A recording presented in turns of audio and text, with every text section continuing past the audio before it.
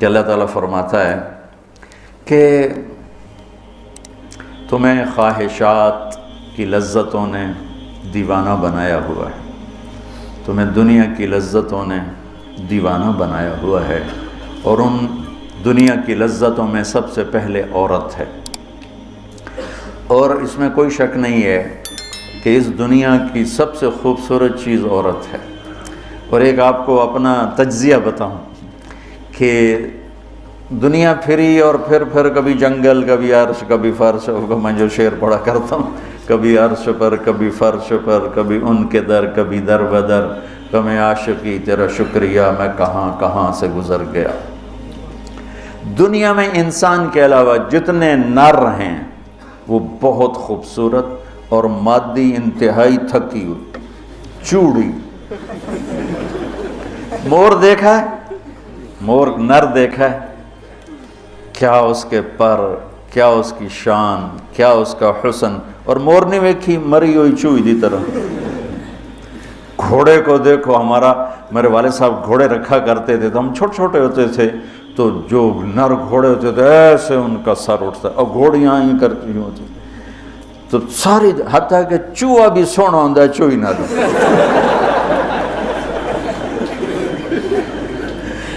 نر کبوتر دیکھو، مادہ کبوتر دیکھو، نر شیر دیکھو، شیر نہیں دیکھو، کھوتا بھی سونا ہے، کھوتی نر۔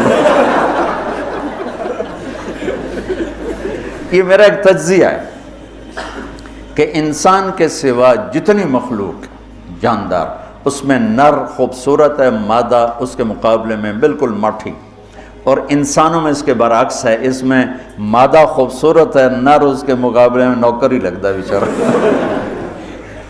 اللہ نے عورت کو حسین بنایا ہے، مرد سے زیادہ حسین اللہ نے عورت کو بنایا ہے، اور جنت کی بھی سب سے بڑی نعمت اللہ کی رضا اور نبیوں کا پڑوس اور اللہ کا دیدار، جو ایک روحانی نعمتیں ہیں۔ اس کے بعد جو جنت کی سب سے بڑی نعمت ہے وہ جنت کی نیک عورت ہے، جنت کی حور ہے۔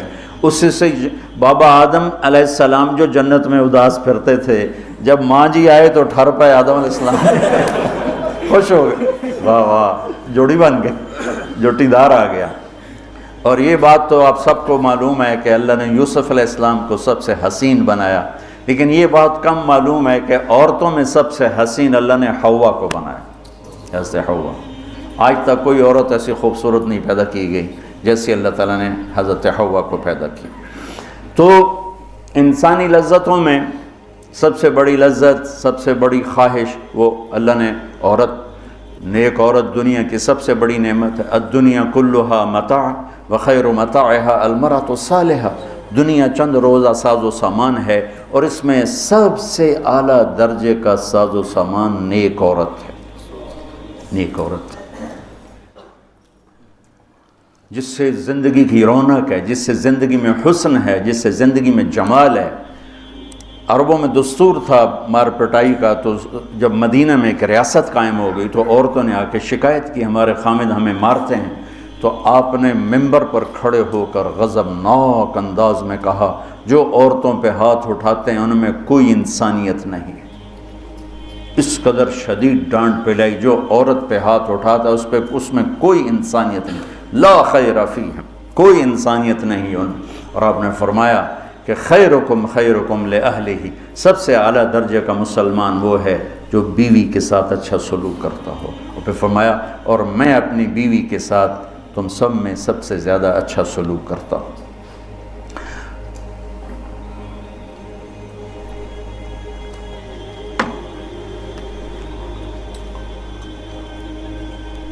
آپ نے 9 گھر آباد کیے، جب آپ دنیا سے گئے 9 بیویاں تھیں، اور کسی گھر میں روٹی نہیں کھانے کو، دودھ نہیں پینے کو، دوا نہیں لینے کو، اور بیویاں قربان ہو رہی ہیں، صدقے واری جا رہی ہیں۔ کس بات پر؟ آپ کے اخلاق، آپ کا حسن سلوک، آپ کا اظہار محبت، آپ کی رواداری، آپ کا انصاف، آپ کی دلداری۔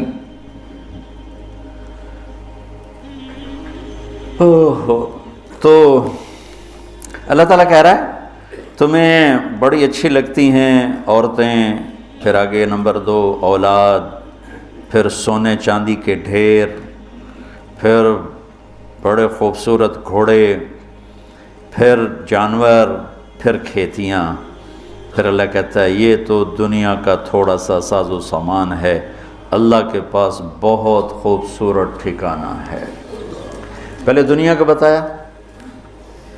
ابھی ہم بیٹھے تھے، تمہارے استاد کہنے لگے ذہب سونے کو کہتے ہیں، اور ذہب ہے چلے جانا، یعنی یہ وہ چیز ہے جو چلی جاتی ہے، اور فضہ بھی ہے، انفضہ سے ہے بھاگ جانا، بھگدڑ مچ جانا. تو سونے چاندی کے اندر ہی بھاگ جانے کا مطلب پڑا ہوا ہے، تو کون کس کے ساتھ یہ وفا کرے گا؟ لیکن انسان کی کمزوری اللہ نے بتائی کہ تمہیں عشق ہے، تمہیں تمہاری خواہش ہے میری بیوی ایسی ہو، میرے بچے ایسے ہوں، میرے پاس سونے چاندی کے ڈھیر ہوں، اور میرے پاس سواریاں ہوں، گھوڑے ہوں، میرے پاس لینڈ کروزر ہو، میرے پاس مرسڈیز ہو، میرے بڑے کھیت ہوں، بڑا زمیندارہ ہو، بڑا میرا ڈیرا ہو. یہ سارے تمہارے اندر کے خیالات ہیں جو اندر جنم لیتے رہتے ہیں، لیکن لو بھی لوگے تو کب تک لوگے؟ شیر شاہ سوری نے جب دلی کو فتح کیا، بہت اچھا بادشاہ تھا، بہت اچھا بادشاہ، تو وہ کہنے لگا ہائے افسوس میرے سر پہ حکومت کا سورج اس وقت چمکا ہے جب میری اپنی زندگی کا سورج غروب ہونے والا ہے. 60 سال کی عمر میں اس نے فتح کیا دہلی کو، اور 66 سال کی عمر میں فوت ہو گیا. تو یہ ساری چیزیں کسی کو مل جائیں، پیدائشی طور پر مل جائیں، وقت کتنا ہے؟ 60 70. زیادہ بوڑھا ہو جائے تو اولاد ہی تنگ پہ جانا. مولانا صاحب دعا کرو ابا جی نو خیر ہو جاوے، یعنی ہم ٹر جاوے، ماں جی تیرا مت ہو جاوے. لیکن اب اولاد سے خود سنا ہے کہ دعا کرو ماں جی سوکھے ہو جاؤ، مطلب مر کے مگرو لے جاوے. اولاد موت کی دعائیں مانگتی. تو اب اللہ اس کے تقابل میں لاتا ہے قل اُنَبِّئُكُمْ بِخَيْرٍ مِّن ذَلِكُمْ. انبئ کا مطلب ہوتا ہے بار بار بتانا. لگتا ہے جو تمہیں نظر آ رہا ہے اس سے تو تم اثر لے رہے ہو، میں تمہیں بار بار بتاؤں گا، پوری جنت کو قرآن میں پھیرا دوں گا، کبھی یہاں کبھی وہاں، کبھی یوں کبھی یوں، کبھی نہر، کبھی باغ، کبھی حور، کبھی سونا، کبھی چاندی، کبھی لباس، کبھی کھانے، کبھی اپنی رضا، کبھی زندگی کا ابدی سرمدی ہونا. انبئ بار بار تمہیں میں جنت بتاؤں گا. اللہ کے فضل سے بر صغیر میں جنت سب سے پہلے اللہ نے میری زبان سے کہلوائی، ورنہ کسی بڑے سے بڑے علامہ خطیب نے جنت کو نہیں کھولا تھا. سب سے پہلے جنت اللہ نے میرے ذریعے سے چلوائی، اور وہ بھی ایک عجب میرے رب کا نظام تھا. ہم نے بھی پڑھی تو نہیں تھی، نہیں ہمیں پڑھائی گئی تھی. جنت کے ابواب چلوائی، تیز گام چل رہی تھی، نہ پڑھنے والے کو پتہ نہ پڑھانے والے کو پتہ. تو میں سال لگا رہا تھا، 80 81 میں نے سال لگایا جماعت میں. تو فروری کا مہینہ تھا اور ہماری گجراں والے تشکیل تھی، اور کویت کا ایک عرب میرے ساتھ تھا، اکرم اس کا نام تھا. اصل کہیں وہ ترکی تھا لیکن نسلوں سے آباد تھا.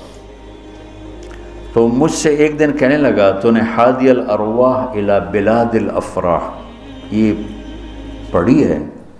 یقین مانو. میں نے کہا یہ کیا ہوتا ہے؟ وہ نام عجیب ہے نا، حادی الارواح الی بلاد الافراح. حادی وہ حدی سے ہے، یحدو سے، وہ جو اونٹ کے لیے حدی ہوتی تھی نا، اونٹ کے لیے نغمہ ہوتا تھا، اونٹ تیز ہوتا تھا، تو روحوں کا وہ نغمہ جو انہیں خوشیوں کے شہر کی طرف لے جائے. مجھے پہلے سمجھ میں نہیں، میں نے کہا کیا کہہ رہے ہو، یہ کیا ہے؟ کہنے لگا کتاب ہے. میں نے کہا اچھا کتاب کس کی؟ کہا ابن القیم کی. میں نے کہا میں نے تو آج نام سنا ہے. کہا میں واپس تمہیں چلتے ہیں نا رائمنڈ، تو میرے وہاں پڑی ہے امانت میں تمہیں دوں گا. تو ہماری 10 دن کی تشکیل تھی، ہم واپس آئے تو اس نے مجھے وہ کتاب پکڑائی. میں نے اس کو پڑھنا شروع کی.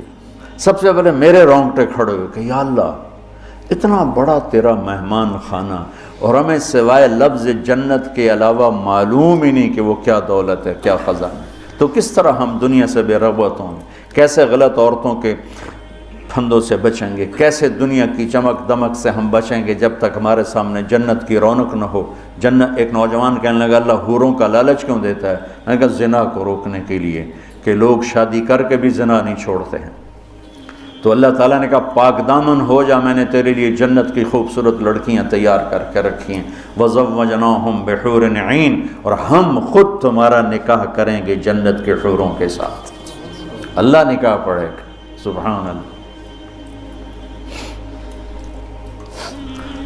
تو میں سال میں تو چل ہی رہا تھا، اور میرے اس وقت ہوئے تھے ستمبر، اکتوبر، نومبر، دسمبر، جنوری، 5 مہینے گزرے تھے، اور باقی 7 مہینے پڑے تھے۔ سب سے پہلے سال میں نے لگایا تبلیغ میں، پہلے 7 چلے ہوتے تھے، میں نے جنت کو شروع کیا، پڑھتا اور بولتا، جماعتوں میں تو پھر رہے تھے، ادھر پڑھنا ادھر بولنا، ادھر پڑھنا ادھر، وہ سارا ایک دم میری ہوا جو شہرت کی ایسے ہوا کی طرح میرا نام پھیل گیا کہ کبھی کسی نے جنت سنی نہیں تھی۔ وہ کہے ہم نے تو 50 70 سال عمر ہے، کوئی کہ 80 سال عمر ہے، کوئی کہ میری 50 سال عمر ہے، میری 60 سال عمر ہے، میں نے زندگی میں کبھی جنت کو نہیں سنا، میں نے پہلی دفعہ آپ سے جنت کو سنا۔ تو وہ جو میں پہلے مشہور ہوا لوگوں میں، وہ جنت کی وجہ سے کہ جنت کو میں نے بیان کرنا شروع کیا۔ سارا 1000 آیات ہیں جنت اور جہنم پر، اور کوئی بیان ہی نہیں کرتا۔ کون ہم مرنا چاہتا ہے؟ کون غربت چاہتا ہے؟ کون بیماریاں چاہتا ہے؟ کون دکھ چاہتا ہے؟ ہر ایک چاہتا ہے کہ ایک آئیڈیل لائف ہو، آئیڈیل گھر ہو، ایک خوبصورت زندگی ہو۔ تو اللہ نے کہا میں نے چھپا کے رکھی ہے، اب تھوڑے دن میری مان لو، پھر تم آ جاؤ، پھر دیکھو میں تمہیں کیسے دیتا ہوں۔ تو قل انبئکم بخیر من ذالکم، میں تمہیں یہ یہاں کی عورت، یہاں کی اولاد، یہاں کا سونا چاندی، یہاں کے گھوڑے، یہاں کی سواریاں، یہاں کی لینڈ کروزریں، یہاں کے جانور، یہاں کی زمینیں جائیدادیں تو تم دیکھ رہے ہو، تمہیں ایک اور جہان بتاؤں، ایک اور جہان بتاؤں؟ یا اللہ کون سا ہے؟ قل الذین اتقوا، وہ سب کے لیے نہیں ہے، وہ ان کے لیے ہے جو میرے یار بنیں گے، جو مجھ سے دوستی لگائیں گے، سب کے لیے نہیں ہے، یہ وہ ہیں جو میرے یار بنیں گے۔ للذین اتقوا، یہ ہمارے دیہاتی کہتے ہیں اللہ آپ پہ بشکش، اور یہ زیادہ پڑھے لکھے لوگ کہتے ہیں یہ ایم ہی ہمیں ڈرائی رکھتے ہیں، کچھ بھی نہیں ہے۔ تو ایسی بات نہیں ہے، اللہ تعالیٰ نے حسین اور یزید میں فرق کرنا ہے۔ رات کو شراب پینے والا اور رات کو نماز پڑھنے والا برابر ہو جائے گا۔ میرے نبی کے نواسے نے جان کیوں دے دی، نسل کیوں ذبح کروا دی؟ اگر یہی فیصلہ ہونا ہے کہ رات کو ناچنے والی، رات کو رونے والی برابر ہو جائیں، رات کو پوڑی بیچنے والا، شراب بیچنے والا، اور صبح سے شام تک حلال کمانے والا، تھک کے گھر جانے والا، اللہ ان کو برابر کر دے گا۔ سچ بولنے والا، جھوٹ بولنے والا برابر ہو جائیں گے، نماز پڑھنے والا، نہ پڑھنے والا برابر ہو جائیں گے، سود کھانے والا، حلال کھانے والا برابر ہو جائیں گے۔ تو پھر کربلاؤں کا مقصد کیا ہے؟ پھر تو ساری کربلاؤں کی تاریخ ختم ہو جاتی، ختم ہو جاتی، انسانیت نام کی کوئی شے نہیں رہ جاتی۔ تو میرے رب نے وَامْتَازُوا الْيَوْمَ أَيُّهَا الْمُجْرِمُونَ کا اعلان کیا ہے۔ ام نجعل الْمُتَّقِينَ كَالْفُجَّارِ أَفَنَجْعَلُ الْمُسْلِمِينَ كَالْمُجْرِمِينَ مَا لَكُمْ كَيْفَ تَحْكُمُونَ۔ تو قرآن بتا رہا ہوں، سورہ نون القلم، کہ تمہارا دماغ خراب ہو گیا ہے کہ میں فرما بردار اور نافرمان کو ایک جیسا ڈیل کروں گا؟ تمہارا دماغ خراب ہو گیا۔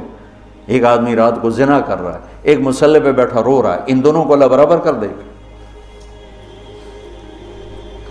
تو للذین اتقوا، ہم نے ایک بڑا اسپیشل پروگرام، پیکج، لیکن ہے تقوی والوں کے لیے۔ اچھا، تقوی والا بننا کوئی مشکل کام ہے؟ یہ کوئی ایسی آسمانی چیز ہے، آفاقی چیز ہے؟